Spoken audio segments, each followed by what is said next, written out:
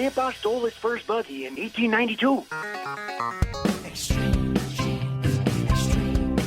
I met your grandma pig slopping in 46. Oh, every Christmas we'd visit my Uncle Fred in prison.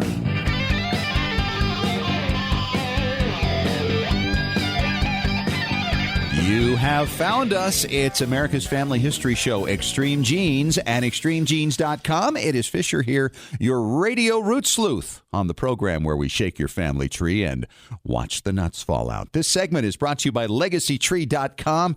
How are you? Welcome to the show. Very excited today to be talking to my friend Karen Batchelor. She is back on. She was the first African-American to join the DAR back in 1977. This fall, it's going to be 40 years since she did that.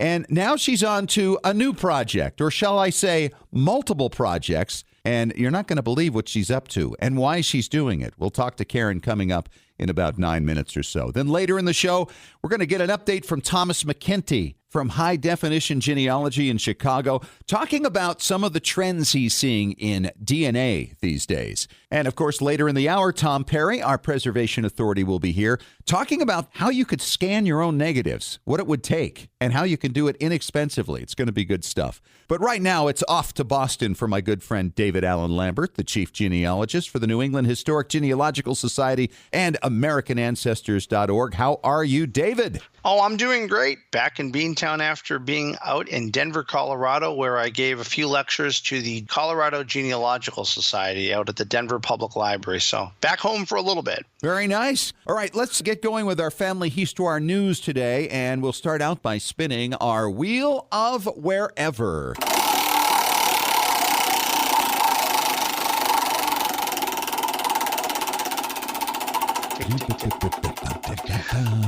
And it says, Oregon. Do you have any stories from Oregon today? Well, the story I have from Oregon actually kind of starts when NEHGS did back in 1845, when the state constitution banned settling disputes with a duel. Yeah. Now, didn't the United States end that even earlier than 1845, as I recall? That whole pesky Alexander Hamilton situation? Yeah, apparently Oregon didn't follow suit on this, and the residents of Oregon will now be able to decide whether or not they will allow a person to accept challenges to fight duels to the death. I love that. What a great story. All right, what else do you have, David? Well, in the news, Prince Charles's wife, the Duchess of Cornwall, had recently visited her great-grandmother's house in Florence. And of course, the royal family has the means to buy practically whatever they want. So she wants to buy her great-grandmother's house, which I think is kind of sweet. It's probably, multiple rooms. But have you ever gone anywhere in the United States here and said, oh, I'd like to have my ancestral home back? So it brings up a good point. Yeah, there are a couple of them. There's my dad's ancestral home, the one he grew up in Bogota, New Jersey, the one I grew up in Connecticut, and both have been on the market over the years at one time or another. One, it's just too impractical to ever live there. The other's too expensive, so I don't know. Well, I'm going to go to Scotland in June, and I'm bringing my oldest daughter, and this is the first time her family has been back since the 1920s. And her great-grandfather's house is 17 miles away from Edinburgh. It's a stone house and currently up for 160,000 odd pounds for sale. Should we buy it? Should we have a summer place in Scotland? My wife hasn't decided. She gets to make the final choice, of course. Exactly. Well, my next story is kind of interesting. And this one I'm going to turn to our listeners. I can't find if this lady is still alive. But up to a couple of years ago in Wilkesboro, North Carolina, there was a lady living in assisted living named Irene Triplett, who was collecting $73.13 from the U.S. Department of Veterans Affairs. Now, that doesn't sound unusual. The connection on this fish is that her father is the reason she got it. She's in her 80s, and her father was in the Civil War. Oh, how weird is that? So we still have somebody getting benefits from Civil War pensioners. Exactly. So when Irene was born in 1930, her father was 84 and her mother was 34. It's not unusual, believe it or not. Well, every week I like to do a blog spotlight now, and this one goes out to my friends with the In-Depth Genealogist. At the blog, theinDepthGenealogist.com/blog, you'll find this interesting story by Sherry Passy, where she talks about fishing for your ancestors. She talks about the great industry that our ancestors may have been involved in fishing, mining, mine were from Newfoundland, and it directly talks about Atlantic Canadian fisheries and what the life was like for our ancestors who made their living out of going out to sea. Well, for World War I, we are now celebrating the 100th anniversary of America's entrance, April 6, 1917. And I thought to myself, on my Twitter account, DL Genealogist, I wanted to do something to remember the American servicemen who passed away, either killed in action or died. Sometimes they died before they even went overseas. So I started a hashtag World War I, so WW1 Vet Remembrance. So WW1 Vet Remembrance. And that hashtag, every day I'm putting up a photo or a story or a link to an American serviceman who died in battle or they died in a hospital. And I'm going to do this, Fish, all the way to November 11th, 2018 at the armistice at the end of the war. So this is my way of keeping the memory of some hundreds of soldiers alive for the next year or so. Well, that's a great idea, David, and a lot of fun for people to participate and share the memory of their ancestor who died in World War I. Exactly. And they can reach out to me through Twitter and share a link that they put on Twitter on social media, or a photo or a link to find a grave. You can reach me on Twitter at DL Genealogist on Twitter. And of course, we'll share that on Extreme Genes as well. Well, every week NEHGS offers a new database on the free guest member database you can sign up for at AmericanAncestors.org. And this week we have added more sketches into our Western Massachusetts collection. These are people that are in the 1790 census in Massachusetts, and these are sketches that are put together with people just like yourself writing about your early pioneering ancestors. And of course, Massachusetts in the 1790s going west was just going to Western Mass. Yeah, that's right. The Berkshires, right? Exactly. Well, that's all I have for this week, Fish, from Beantown. I look forward to talking to you next week, heading on the family vacation to Colonial Williamsburg to put my tri-cornered hat on and get some miles on my Fitbit. Sounds like a lot of fun, Dave. Have a great one. Thanks for coming on. And coming up for you next, we're going to talk to Karen Batchelor. She was the first African-American to join the Daughters of the American Revolution back in 1977. She's still at it and still joining societies. You're going to want to hear her latest project. It's coming up next in 3 minutes on Extreme Genes, America's Family History Show.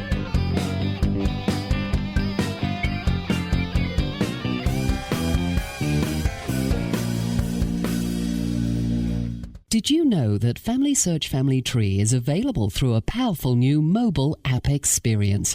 That's right. Now you can view, edit, and even add information to ancestors in your family tree whenever and wherever you are. You no longer need to wait to get home or make a date with your computer to view or update your family tree. You can add details to your tree when visiting with family or when capturing details from a trip to the cemetery. You can share new family history discoveries from classroom settings.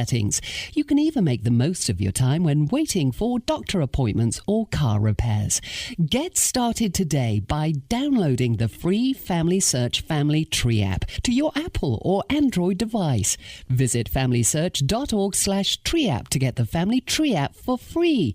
Exploring and expanding your family tree has never been more convenient. Visit familysearch.org/tree app to download the Family Search Family Tree mobile app today.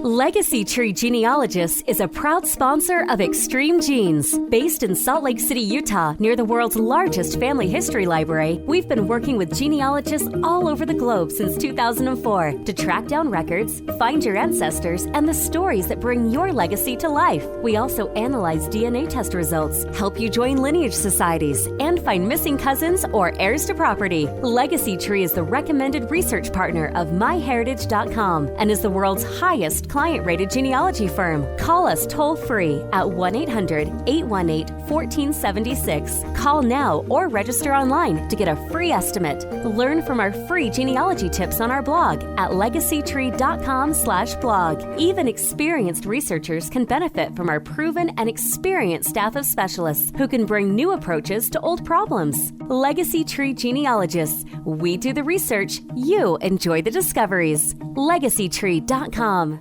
Extreme Genes is sponsored in part by 23andme.com, a personalized genetic service that helps you understand what your 23 pairs of chromosomes, your DNA, say about you. 23andme.com gives you a snapshot view of your DNA with more than 60 detailed reports on your health, traits, and ancestry, plus tools to explore and compare your DNA with family and friends. 23andme.com is the first and only genetic service available directly to you that includes reports that meet FDA standards. Here's how it works. Order your DNA kit from 23andme.com. Provide your saliva sample from home and mail it back to a CLIA-certified lab. Then you'll be notified when your reports are ready online. You'll also receive ongoing reports as new genetic discoveries are made and as 23andme.com is able to clear new reports through the FDA. See why more than 1 million people are experiencing their genetics with 23andme.com. Order your DNA kit today at 23andme.com.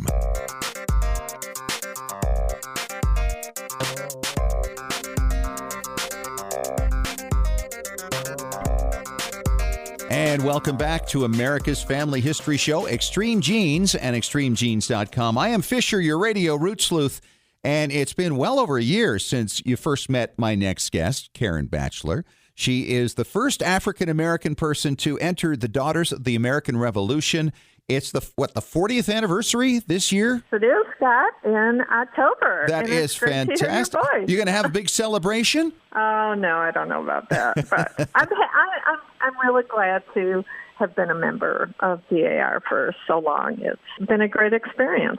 Absolutely. Well, it's great to have you back on Extreme Genes, and I wanted to get caught up with you. First of all, I know that you're one of the most prolific researchers that I know. You never stop. What's a couple of your recent finds? Well, just in the last month, I found a Confederate war great-grandfather, and I also found an ancestor who was the first tavern keeper in Maine, and he was a Puritan. So you got a Puritan tavern keeper, and you have a Confederate soldier. That's crazy stuff. It is crazy. It's never what I expect. No. So that's what I like about my family tree is I never know what I'm going to find. Well, and you're always in new directions, and that's one of the reasons I wanted to talk to you again on the show this week is because you started off as a pioneer with the Daughters of the American Revolution, but now you're going crazy with these lineage societies. What is the plan here? Well, I decided I wanted to join some other lineage societies. As I've done more research, especially back into the 1600s, I realized that I was eligible for probably 20 or so lineage societies. So this past fall, I started applying to some other societies, and it allows me to vet my research. And, it's taken me back for a couple societies, 13 generations of proofs and vital statistics and stories, and it's been an amazing thing. You're right about that. It gives you permanent preservation because you're assuming at least that the societies are going to last. Secondly, you've got independent eyes looking at your research. Nobody looking at it going, well, maybe, or I really think. I mean, they're saying it either is or it isn't. And when they approve that, that's really helpful for you because you'll know that your descendants can be very confident in that research. Yes, my research will be in a variety of different places. So my family history is around the country now. Now, I'm looking at this, I'm thinking, okay, you're going to join how many societies this year? My goal is 10, and I'm almost at 6. I'm waiting for approval on the 6th society that I applied to. So I'm on track, and I'm only limited by time and money. Yeah, well, you're one of the few people I know, though, with a 300-hour week. I mean, I don't know how you do that, and an endless supply of money. So as you neither. I just stay up till 3 in the morning a lot of times. Well, that's how all of us do it. I was up till 1:30 the other morning, and I'm still recovering from that because I was researching, and you just can't put it down till you're done. But yeah, exactly. So let's talk about how you're going to schedule all the meetings for these things. Now, let's see. You got your 10 organizations. Let's see. Mondays will be which organization? Well, like I said, they actually don't all meet every week or every month. Yeah. There are a lot of societies that meet once a year in Washington, D.C. It's like a Lineage Society week there. And people will go to Washington and they'll go around to the different meetings, and they do it all in a week's time. So I won't have to go to meetings every week or every month, but I do participate in my DAR chapter every month. Well, let's start going through now some of the organizations you've joined, because some of them have really unique names. I think most of these societies, I've gone through the list. There's like 300 of them out there.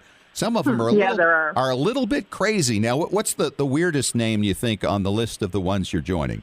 Well, probably the weirdest one that I have joined, well, I'm not going to call it weird, but the name might seem to some people the weirdest. It's the Associated Daughters of Early American Witches. Yeah. But it's really a wonderful group of women who are descended from people who were persecuted for witchcraft during colonial times. I'm also now a member of women descendants of the Ancient and Honorable Artillery Company, and that was founded in 1637, and my ancestor became a member in 1638.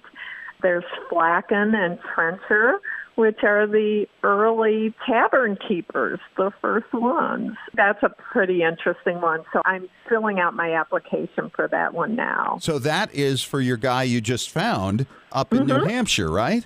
In Maine. Well, he actually got kicked out of New Hampshire. Yeah. He got kicked out of Massachusetts as a Puritan, then got kicked out of New Hampshire, went to Maine, was a first settler there, and he was a tavern keeper, and he also made wine. Do you think that your ancestor could have ever imagined that 300 years later his African-American descendant would be joining a society based on what he did for a living after getting kicked out of the Puritan community?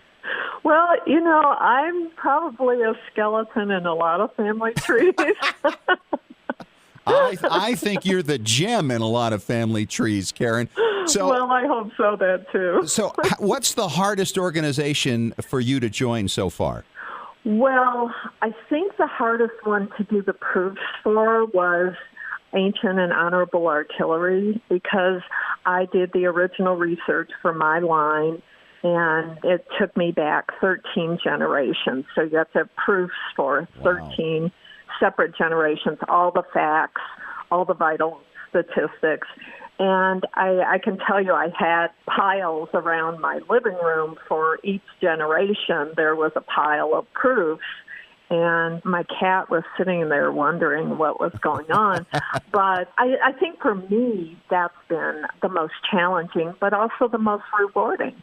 Yeah, absolutely. You know, when it is difficult, that is absolutely the case. You know, even with the Society of Mayflower descendants, they give you the first 5 generations. You just have to plug in. So you only have to go about 7 or 8, but they are very demanding on their proofs, aren't they? That's what I've heard. Now, I have not, although I have very early Massachusetts ancestors, I have not stumbled on a Mayflower ancestor yet. So I'm ever hopeful. Yeah, right. So why are you doing this? Well, I'm doing it for a couple of reasons. Number one, it's part of the legacy that I would like to leave to my family. I have 2 grandchildren now, and I'd like to leave this legacy so that they know where they came from. And the other reason is that I'd like to be an inspiration to other African-American family researchers so that they realize that there are other ways to document and preserve their family lineage, and that's through the hereditary societies.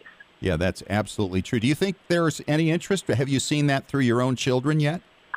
Oh, well, my son is a little bit more interested in our family history, but for many years, you know, when I start talking about it, his eyes roll back in his head and glaze over. But now that he has children, he's interested, for instance, in his children becoming members of Children of the American Revolution at some point. So I think it's something some people grow into. I was early in. I discovered genealogy and the obsession when I was 26. But for some people it takes longer, but that doesn't matter.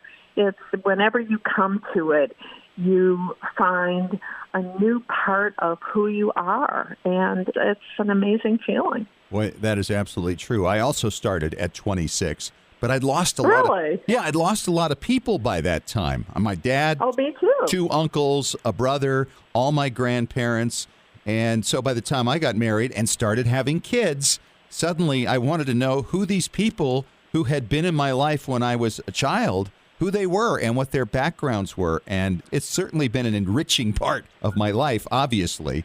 So you're doing 10 this year, right? You've got a few more to go, 4 or 5. I've got a few more to go, and Yep. I'll pick up on those over the summer. I'm coming to Salt Lake City, so I'll be working on my applications while I'm there. Good call. Good call. A lot of resources there. But what about next year? What are you thinking about for then? Well, one of the societies that I'm very interested in is the Guild of Colonial Artisans and Tradesmen, 1607 to 1783. And that allows you not only to join under I think there's 6 different trades or different categories of trades and arts, but then you can add different ancestors and supplemental applications, they call them. So I'm really interested in that because I now have ancestors who qualify in 4 of those categories. 4 categories. So this sounds like a very complicated organization. Yeah, it is, but it's a really great educational experience because you learn about the different trades, and there's a myriad of different trades that our colonial ancestors were involved in just in their day-to-day lives. So it's, like walking back through history, and I love doing that. Yeah, absolutely. You are an inspiration. I'll tell you what, Karen. She's Karen Batchelor. She's from Detroit, Michigan. She's been a researcher for 40 years. And you know what? We got to get you to write a book at some point because you've got stories.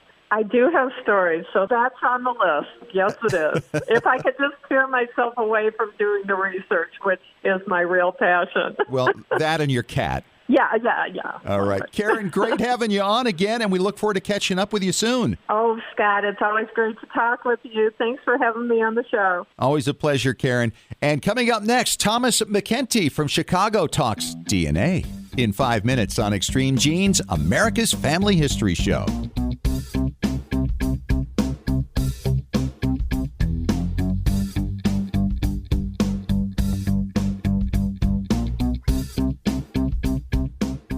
Scientific studies have proven that youth who know even a little bit about their family history perform better academically and have a greater sense of personal confidence and stability. Genealogy is its own incredible superpower that arms our children with super strength. But how do you get your child or grandchild interested in studying their family history? That kind of stuff is just for grandmas, right? Not anymore. ZapTheGrandmaGap.com leaps the generation gap in a single bound. Author Janet Hovorka provides you with useful and timely advice on helping the young people in your life become engaged in their own family history. Janet has an entire collection of books to inspire the young and the young at heart in fun, interactive ways. She also offers creative tips and advice on her blog and in her free weekly newsletter. Stop by ZapTheGrandmaGap.com today to sign up for Janet's free email newsletter with 52 weeks of easy tips, free downloads, and order your set of resource books and workbooks. Looking for an easy way to show off your family history and share it with your family? Family Chartmasters offers beautiful custom pedigree art pieces and inexpensive family reunion draft charts in any design or size that fits your needs. With a free consultation at FamilyChartmasters.com, you can get started creating a new family masterpiece. Family Chartmasters has over 11 years of experience in creating and printing family charts. They can print any style of genealogy chart from any genealogy file and can create exactly what you're looking for. You'll work with a specialized and talented consultant whose goal is to make you happy. Decorative charts make fantastic gifts for all occasions. And with Family Chartmasters' option of ordering duplicate charts at half price along with your original purchase at full price, you can afford to give a family heirloom to each member of your family. Contact Family Chartmasters today at FamilyChartmasters.com for your free consultation. Family Chartmasters will give the greatest care to your family history.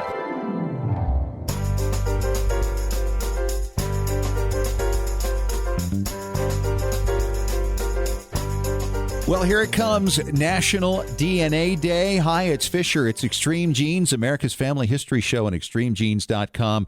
And here to talk about National DNA Day with me is my friend Thomas McKenty from Chicago, Illinois. Thomas, how are you? I'm doing great. This is a big day. It's coming up on, April 25th, I believe. And what does it mean, National DNA Day? Well, it's picked up speed over the past few years, I think, as more and more people are aware of DNA testing. April 25th is the anniversary of when the double helix strand was discovered in 1953. So it's been designated by many organizations as National DNA Day here in the U.S., and it's to build awareness about DNA, about diseases, things that are inherited, traits. And in genealogy, we're stressing get DNA tested, get some of your older relatives tested. It could really help you break down those brick walls in genealogy and family history research. Boy, that's so true. And, we talked to Paul Woodbury just a couple of weeks ago about the importance of testing the older people first and preserving their DNA, because it's really hard to put together enough descendants to really reproduce what they had. So if you get them now before they're gone, it's another great thing to preserve along with their stories and their data. Exactly. And the one thing that you want to realize, too, is that some of the tests, there are two different types of tests where you either spit or you swab the cheek. I'm finding with my older relatives, the spit test is more difficult for them. Yes. So you might want to gravitate towards the cheek swabbing tests with those vendors rather than the spit test. Interesting. Absolutely. Well, there are a lot of trends happening right now in DNA, and let's dive into those just a little bit. What are people doing from your point of view, Thomas?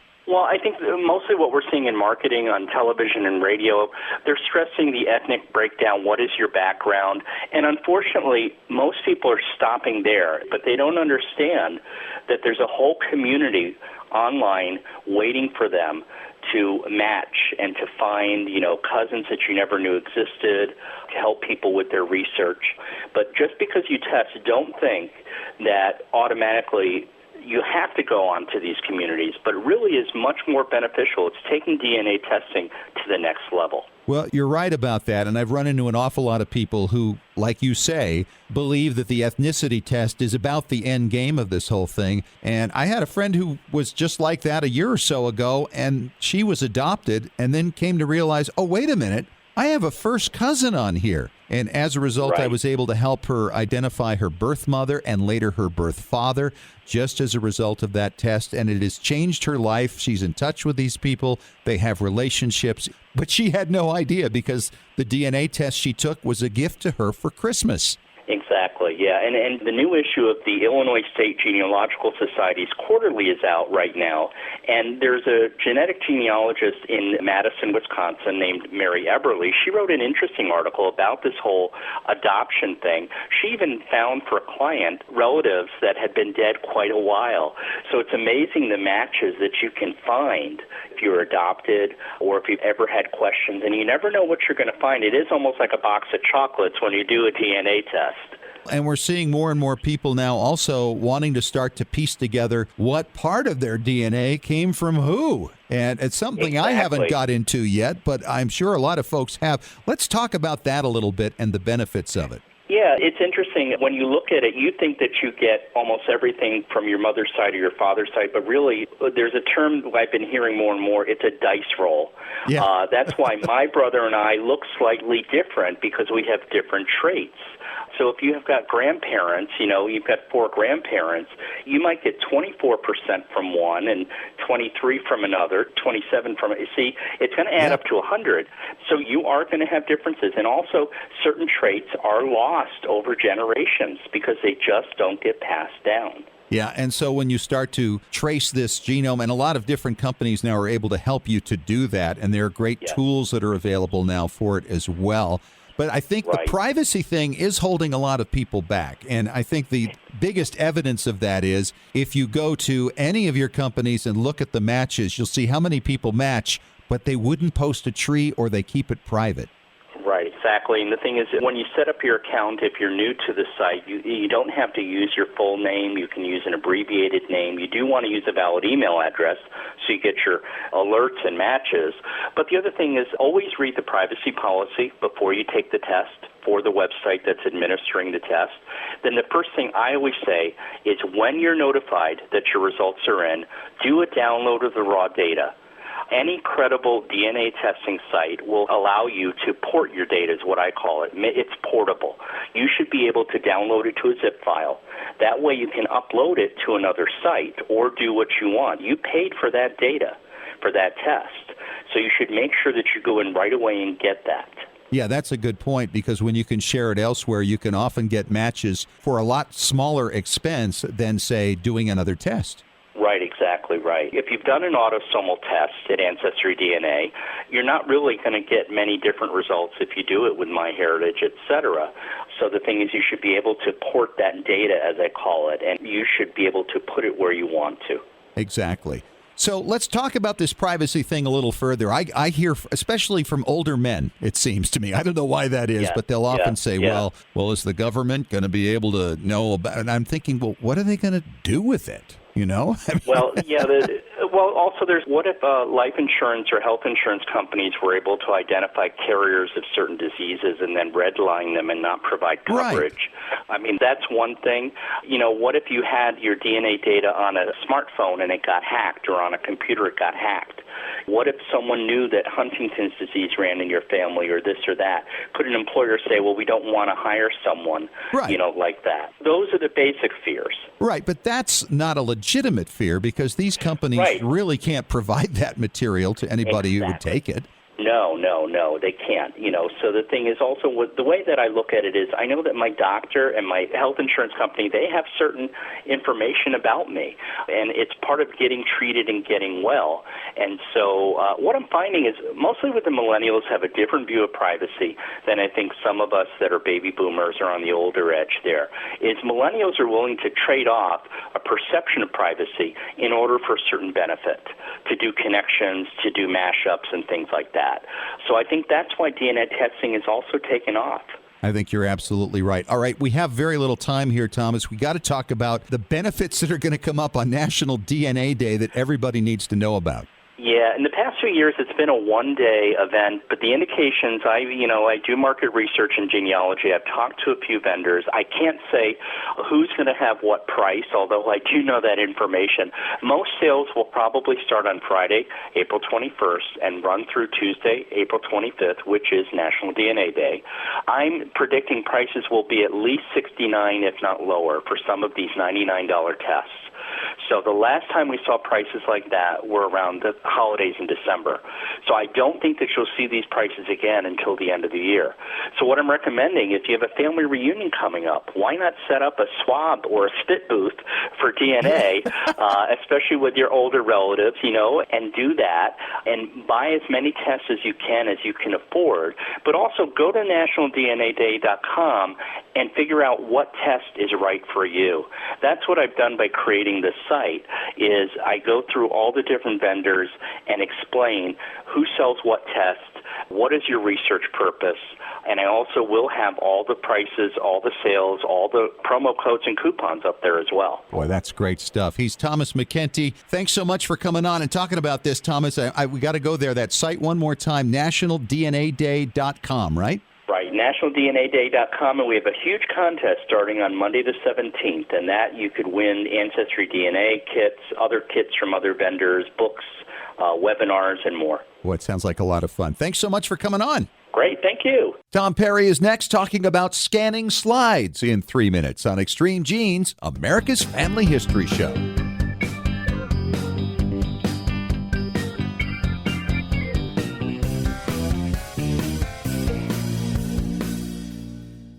everybody needs a place of their own to plant their family tree, preferably one that no one else can mess with and only you can control. That perfect place is Roots Magic. Roots Magic has been a family history standard for years, and now Roots Magic 7 is on the market. It's an award-winning genealogical software program which makes researching, organizing, and sharing your family history easy. You can start from scratch or import data from other software, or even Family Search. Roots Magic also automatically finds records relating to your ancestors from MyHeritage, Family Search, and soon Ancestry and Find My Past. You can use it to create beautiful charts, reports, and books. And have you ever thought about making your own family history website? Roots Magic can make that happen too. And of course, there are free videos, guides, and technical support to help you along. Isn't it about time you planted your family tree? Whether you're a beginning genie or experienced professional, Roots Magic is the perfect tool for you. Extreme Genes is sponsored in part by 23andme.com, a personalized genetic service that helps you understand what your 23 pairs of chromosomes, your DNA, say about you. 23andme.com gives you a snapshot view of your DNA with more than 60 detailed reports on your health, traits, and ancestry, plus tools to explore and compare your DNA with family and friends. 23andme.com is the first and only genetic service available directly to you that includes reports that meet FDA standards. Here's how it works. Order your DNA kit from 23andme.com. Provide your saliva sample from home and mail it back to a CLIA-certified lab. Then you'll be notified when your reports are ready online. You'll also receive ongoing reports as new genetic discoveries are made and as 23andme.com is able to clear new reports through the FDA. See why more than 1 million people are experiencing their genetics with 23andme.com. Order your DNA kit today at 23andme.com. Well, genies, my personal family history researcher who sends me new information day and night has sent me some incredible new records and newspaper stories lately. Hi, it's Fisher, and the name of that researcher, by the way, is myheritage.com. It's the hardest working service in genealogy, looking for records of your family 24 hours a day, 7 days a week. Yes, even while you're sleeping. How does it work? MyHeritage uses hundreds of algorithms to match your ancestors to over 5 billion records from around the world, and with 97% accuracy. That means no more wasting time figuring out whether or not a match really is a match. I hear from listeners all the time who are shocked with how much information is accurately found and then passed along. And now MyHeritage will translate your ancestors' names into English or any other language you like from foreign records. In fact, it works with over 40 languages. No one else does this. Whether you're a beginner or seasoned researcher, you need myheritage.com.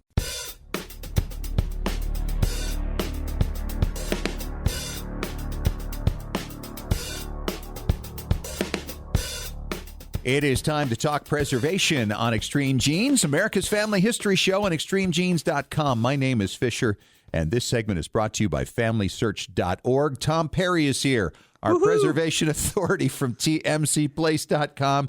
You're not supposed to cheer yourself, Tom. Oh, no, I'm just excited. I just got back from Vegas from a great show. It was awesome. Really? What did you see there? It was the Exhibitors Expo. They had some of the coolest virtual reality stuff that you could imagine. I remember we were talking about how 3D printing was becoming so big and all this kind of stuff, and then it just kind of plateaued. Yeah. And we were talking about virtual reality about the same time and just thought, oh, it's probably not going to go anywhere. Well, they have kind of passed.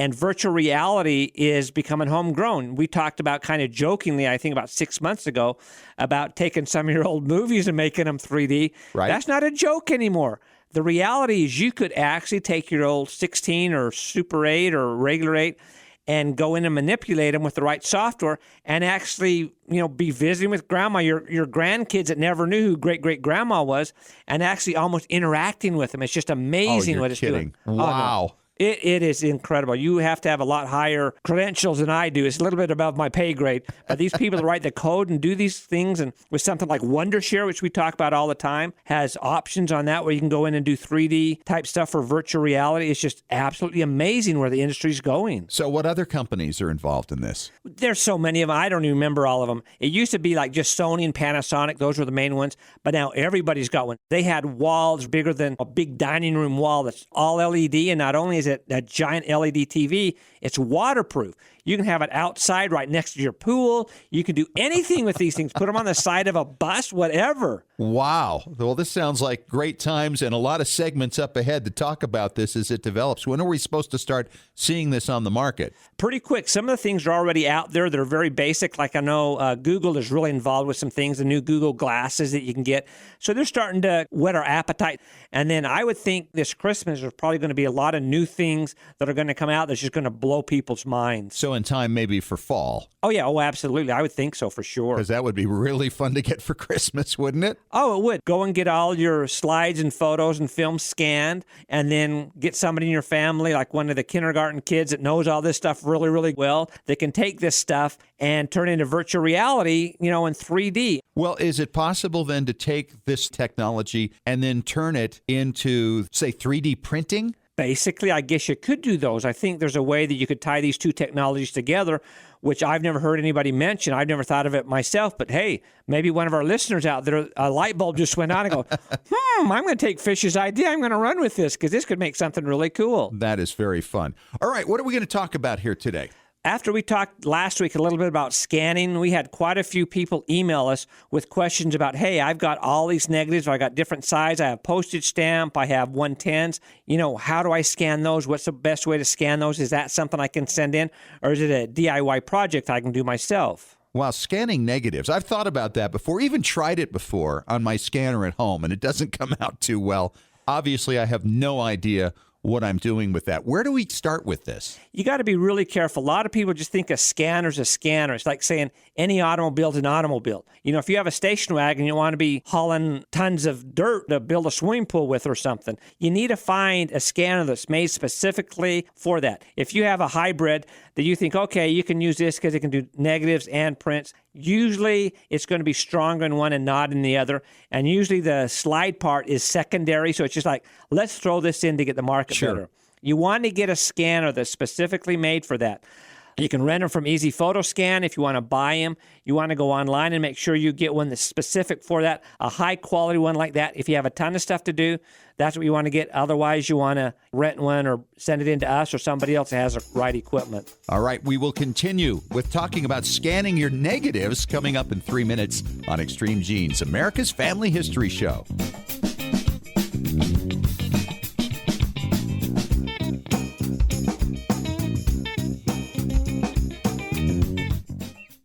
Looking for an easy way to show off your family history and share it with your family? Family Chartmasters offers beautiful custom pedigree art pieces and inexpensive family reunion draft charts in any design or size that fits your needs. With a free consultation at FamilyChartmasters.com, you can get started creating a new family masterpiece. Family Chartmasters has over 11 years of experience in creating and printing family charts. They can print any style genealogy chart from any genealogy file and can create exactly what you're looking for. You'll work with a specialized and talented consultant whose goal is to make you happy. Decorative charts make fantastic gifts for all occasions. And with Family Chartmasters' option of ordering duplicate charts at half price along with your original purchase at full price, you can afford to give a family heirloom to each member of your family. Contact Family Chartmasters today at FamilyChartmasters.com for your free consultation. Family Chartmasters will give the greatest care to your family history.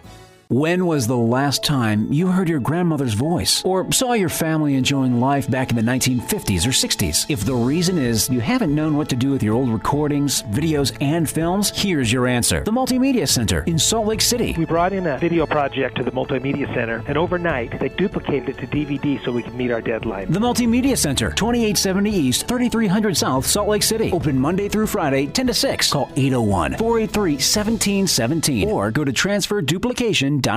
Extreme Genes is sponsored in part by 23andme.com, a personalized genetic service that helps you understand what your 23 pairs of chromosomes, your DNA, say about you. 23andme.com gives you a snapshot view of your DNA with more than 60 detailed reports on your health, traits, and ancestry, plus tools to explore and compare your DNA with family and friends. 23andme.com is the first and only genetic service available directly to you that includes reports that meet FDA standards. Here's how it works. Order your DNA kit from 23andme.com. Provide your saliva sample from home and mail it back to a CLIA-certified lab. Then you'll be notified when your reports are ready online. You'll also receive ongoing reports as new genetic discoveries are made and as 23andme.com is able to clear new reports through the FDA. See why more than 1 million people are experiencing their genetics with 23andme.com. Order your DNA kit today at 23andme.com. Genies, it's Fisher with exciting news.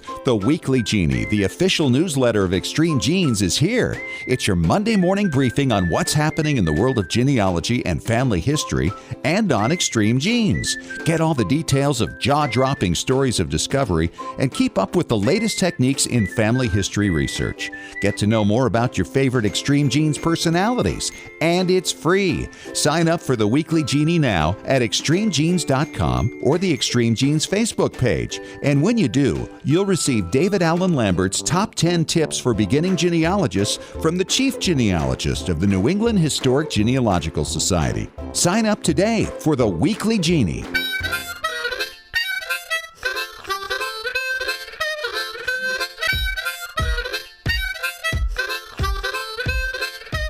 We're talking about taking your photographic negatives and actually turning them into something you can use. Hi, it's Fisher. It's Extreme Genes, America's Family History Show, and extremegenes.com. Tom Perry is here, our preservation authority from tmcplace.com. And, you know, Tom, I think most people don't think about what they do with old negatives. I have an entire notebook filled with negatives from the 80s of photographs we took at that time. And the idea of actually taking them in my own home and scanning them and then taking them and making them into images is incredible to me. Especially when you have color ones, because in the old days when you had color negatives and there was a little technician sitting there at the Fuji machine looking at your things, he would think, okay, this grass is green, this is a blue sky, whatever.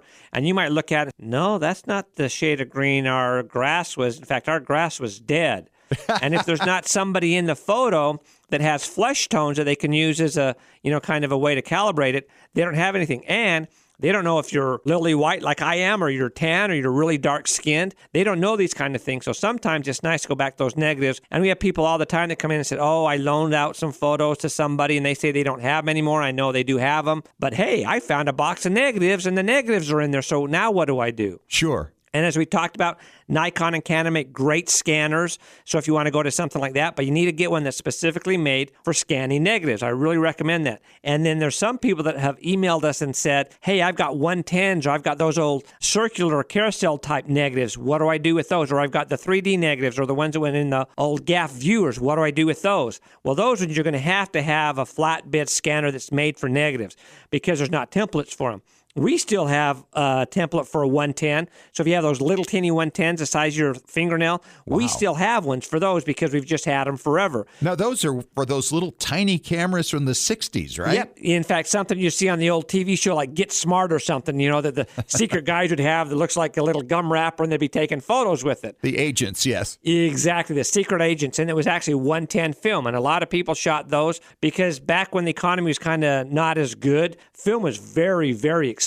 And they thought, hey, let's cut these down to little 110s, which are a quarter the size of a normal size. Sure. And we can save a lot of money on the film. And so people started shooting them. And this was primarily in the mid-70s. And so there's a lot of that stuff out there. But all the photo stores, the little corner 1 hour photo places are gone. They're not there anymore because of the iPhones and the Androids and such. So there's a real need for this right now. And are you seeing more people doing this in their own homes or going through people like yourself around the country? Well, we're getting a lot more business from all across the country. People are sending us 110. They're sending us the old negatives from, back in the turn of the century that were the size of postage stamps, all weird sizes. And we have to do those. And some people are saying, hey, I've got tons of these. I've got the mother lode, and I really need to do those myself. What can I do? And a lot of times I tell people, hey, if you want to get a scanner, always check on eBay. Make sure if you do that, you check and see that people have a lot of stars, and then buy it, use it for a week or whatever you need, and then resell it on eBay, and it might cost you $100. Wait, what a great idea that is. The question, I guess, in my mind is, you talk about the scanners for scanning negatives. Is there software that goes specifically for dealing with negatives and adjusting the blue grass and turning it green and taking the yellow sky and turning it blue? Absolutely. Digital Darkroom is a great program, and Photoshop's a great program. Digital Darkroom is made more for negatives, prints, or if you have Photoshop they use for designing things, you can use that as well. But Digital Darkroom is really, really good. It can take your negatives and do really fancy stuff. All right, great stuff. And, of course, you can always ask Tom a question. You can email him at asktom@tmcplace.com, or you can tweet him at AskTomP. Thanks so much, Tom. Great to be here. My pleasure. And this segment has been brought to you by RootsMagic.com. That wraps up our show for this week. Boy, there's a lot of information in there for you to chew on. Hope you enjoyed it. Don't forget, if you missed any part of the show, catch the podcast. You can sign up on iTunes. You can get it from iHeartRadio, ExtremeGenes.com.